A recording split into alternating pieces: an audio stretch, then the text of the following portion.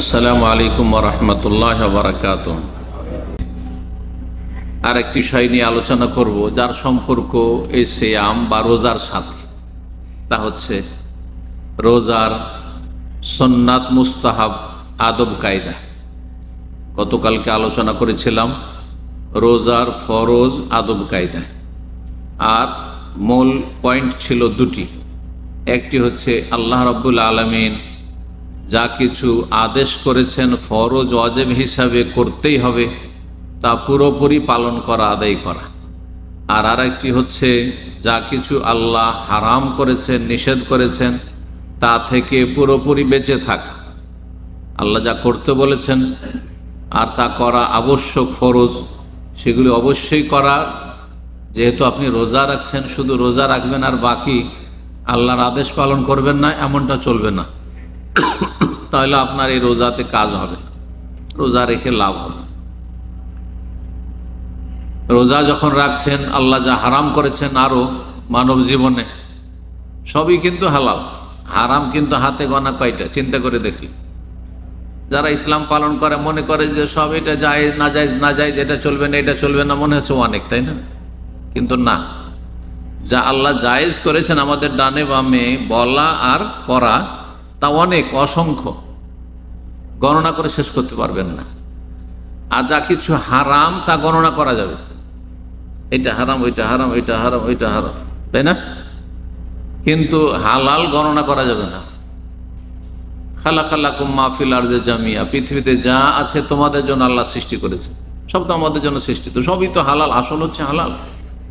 একমাত্র যেখানে নিষেধ আছে যাওয়া, সেটা হচ্ছে হারাম। দিন ইসলাম অত্যন্ত সহজ। যারা দিন ইসলাম শিখে পালন করে তাদের জন্য সহজ। আর যে ব্যক্তি পালন করে না, যে আল্লাহর সাথে সম্পর্ক রাখে না, তার জন্য কঠিন সেটি।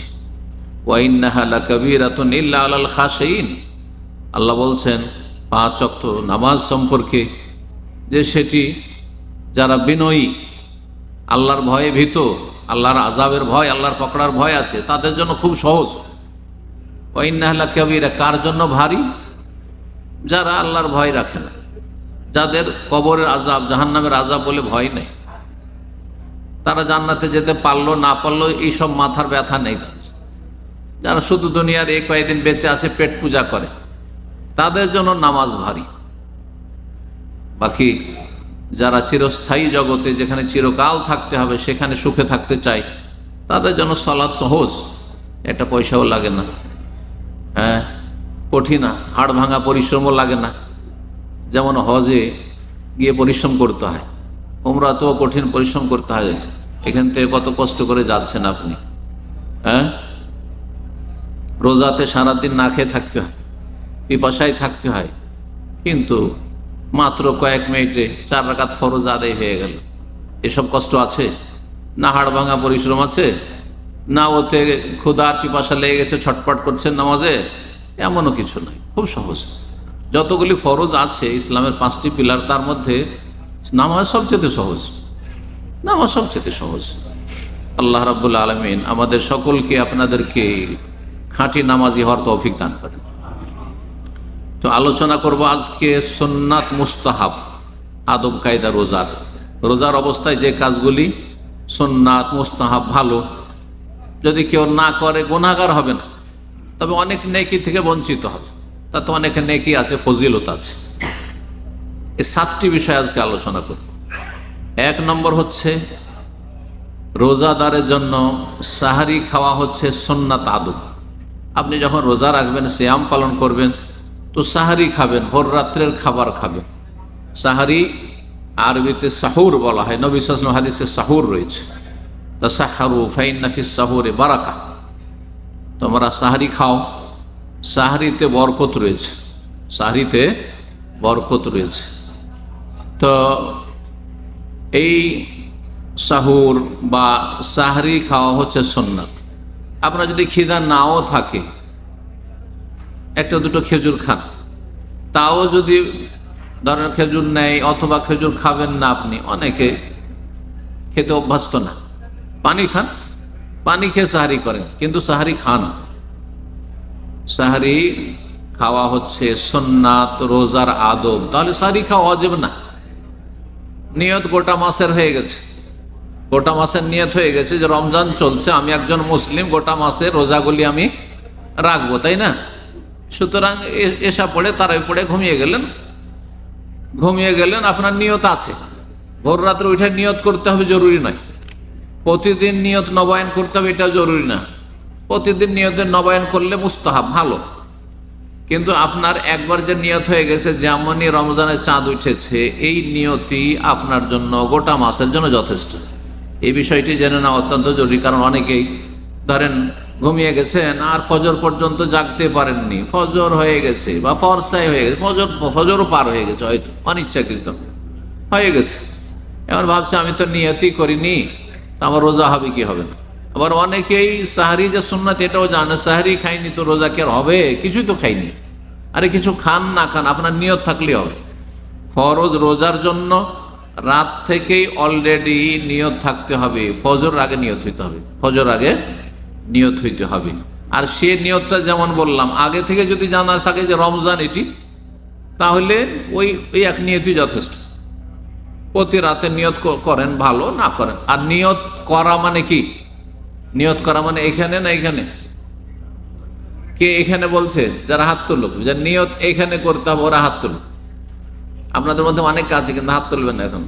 হ্যাঁ হ্যাঁ, নিয়ত এখানে করেন না এখানে করেন আপনারা? আচ্ছা, যারা এখানে করেন ওরা হাত তুলেন। মাশাআল্লাহ, প্রায় উঠেছে, কিন্তু কিছু হাত উঠেনি। তার মানে অনেকে আছেন যারা এইখানে নিয়ত করেন। দেখেন, এইখানে নিয়ত করা হয়, অন্তর থেকে করা হয়, আর জবান থেকে করা হয় না। কথা করে না, কথা বলে। তাহলে জবান থেকে যারা নিয়ত করে, তো এটা নিয়ত করা, নিয়ত বলা, নিয়ত পড়া। নিয়ত কি করা? পড়া বা পাঠ করা। তো নিয়ত পাঠ যারা করেন তারা ভুল করেন, আর নিয়ত যারা করেন এখানে তারা ওয়াজিব ফরজ কাজ করেন। এটা জরুরি, সব আমলের জন্য নিয়ত জরুরি, কিন্তু নিয়ত হবে কলবে। নিয়তের সম্পর্ক কোথায়? কলবে। আপনারা কি নিয়ত করে এখানে এসেছেন?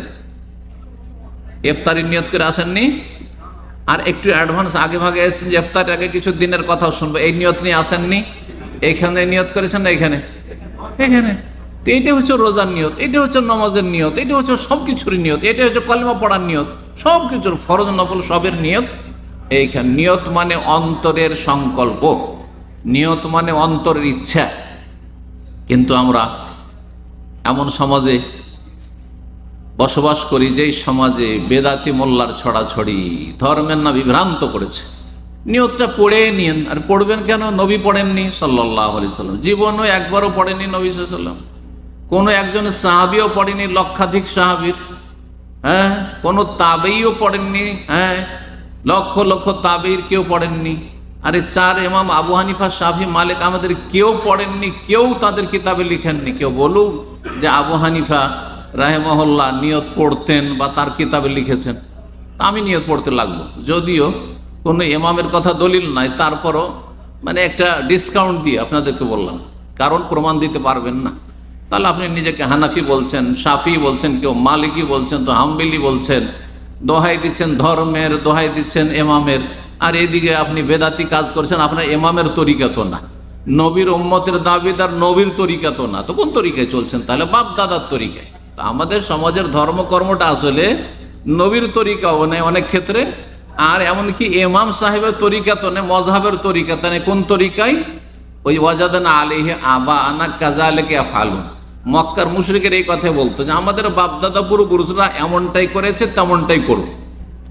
এইরকম পেয়েছি, বাপদাদাকে যেমন পেয়েছি তেমনই করব। বাপদাদার পাওয়া ধর্মকর্ম, বংশ পরম্পরা যে ধর্ম পেয়েছেন, যে যেখানে গ্রামে বাস করেছেন, শহরে বাস করেছেন, আপনার সমাজে যে প্রচলিত ধর্ম, এই প্রচলিত ধর্ম চলবে না, প্রচলিত ধর্ম চলবে না। কোরআন সুন্নাহ ভিত্তিক চূড়ান্ত দিন, চূড়ান্ত ফয়সালা যে আল্লাহ দিয়েছেন তার রাসূল সাল্লাল্লাহু আলাইহি ওয়াসাল্লাম, সেই দিন পালন করতে হবে। নিয়ত ফরজ রোজার ক্ষেত্রে থাকতেই হবে রাত থেকেই, আর সেটা মাসের শুরুতে হইলেই চলে, যেমনটা বললাম, এতটাই যথেষ্ট। আর প্রতিদিনে নবায়ন, প্রতি রাতে যদি নবায়ন করেন তো ভালো কথা। খেতে উঠলেই, সাহারি করতে উঠলেই বা তারাবি পড়লেই তো নিয়ত আছে যে রোজা আছে, বুঝলে তো তারাবি পড়ছি, তাই না? নফল রোজার নিয়ত দিনেও হইতে পারে, নফল রোজার নিয়ত দিনে হইতে পারে, কিন্তু ফরজ রোজার নিয়ত আগে থেকে থাকতে হবে। সকাল হয়ে গেছে, আগে থেকে জানতেন না যে রমজান শুরু হয়েছে কিনা, আর ফজর হওয়ার পরে আপনি জানতে পারছেন যে চাঁদ তো হয়েছে, অনেক সময় গ্রামে এরকমটা হয়, খবর পাই না, তারপরে নিয়ত করলেও সেই দিনের রোজা হবে না, সেই দিনের রোজা কাজা করতে হবে পরে, রমজান পার হওয়ার পরে। আলোচনার বিষয়বস্তু সুন্নতি আদব, 1 নম্বরে হচ্ছে সাহরি খাওয়া। রোজার জন্য কি করা? সাহরি খাওয়া জরুরি নয়, গুনাহ হবে না, কিন্তু সাহরি খেলে নেকি পাবেন, খেলে নেকি। চিন্তা করেন, রমজান মাসে রোজার দিনে না খেলে নেকি, আর সাহরি ভোর রাত্রে খেলে নেকি। এটাও দিন ওইটাও দিন। কি বুঝলেন এর থেকে? তাহলে দিন মানে হচ্ছে আল্লাহ এবং রসুলের আনুগত্য, আল্লাহ রসুলের আদেশ নিষেধের সামনে মাথা ঝুঁকিয়ে দেওয়া, এর নাম দিন। আল্লাহ যখন খেতে নিষেধ করেছেন তখন না খাওয়া হচ্ছে সওয়াবের কাজ। ওই শুভ সাদেক থেকে শুরু করে মাগরিব পর্যন্ত খেতে নিষেধ করেছেন, সুতরাং এটাই হচ্ছে নেকির কাজ, যা ফরজ রমজান মাস, ঠিক না? আর এর নাম হচ্ছে রোজা, সিয়াম। আর ভোর রাত্রে সাহারি খেতে বলেছেন, যদিও ফরজ নাই, সুন্নাত, তাতে খেলেই নেকি। যে একজন সাহারি খেলো না আরেকজন সাহারি খেলো, কে নেকি পেল? যে সাহারি খেলো সে নেকি পেল, সে বরকত পেল। তাহলে বোঝা গেল যে দিন ইসলাম মানুষের যুক্তি দিয়ে চলে না, আর খেয়াল খুশি চলে না, মানুষের মেজাজ মোতাবেক চলে না। আল্লাহ এবং রসুলের আনুগত্যর নাম হচ্ছে দিন। আর দিন মানে কিন্তু আনুগত্য করা। দিনের শাব্দিক অর্থ হচ্ছে মেনে নেওয়া। আল্লাহ এবং রসুল যা করতে বলেছেন তা আমি মেনে নিলাম। সাহারি খেতে বলেছেন, খাবো। ইফতারির সময় হয়ে গেছে, এখন ইফতার করব, বিলম্ব করব না। ইফতারির সময় হয়নি, আমাকে লাখ টাকা দিল, আমি ইফতার করব না। এখন আনুগত্য। আসলে আল্লাহ দেখতে চান বান্দাকে যে আমাকে মানছে না মানছেন। রব্বুল আলামিনের জন্য আপনি মানুষের একটা উদাহরণ দিতে পারেন। দেখেন, বাপের 2টো ছেলে, একটা ছেলে কাজ খুব চটপট করে, কিন্তু বাপ মায়ের কথা শোনে না, ইচ্ছা মতো করে, যখন করে দাঁই দাঁই করে কাজ করে ফেলে দিল। মন হইলো তখন সংসারের অনেক কাজ করে ফেলে দিল, কিন্তু বাপ মার কথার আওতাতে নেই। একটা ছেলে বাপের এইরকম ধরেন। আর এক ছেলে বাপ মা যা বলবে চোখ বন্ধ করে, যাই ঝুলি হলি, বাপ মা যা বলবে চোখ বন্ধ করে পালন করবে, কিন্তু অলস, কাজ বেশি করতে পারে না। একটা কাজ 5 মিনিট হবে, ও 1 ঘন্টা লাগিয়ে দেয়, আধা ঘন্টা লাগিয়ে দেয়, অলস। এই 2 ছেলের মাঝে বাপ মার কাছে কোন ছেলেটা বেশি ভালো? অলসটা ভালো না যেটা ওই 5 মিনিটে কাজ করে ফেলে সেটা ভালো? অলসটাই ভালো। কেন?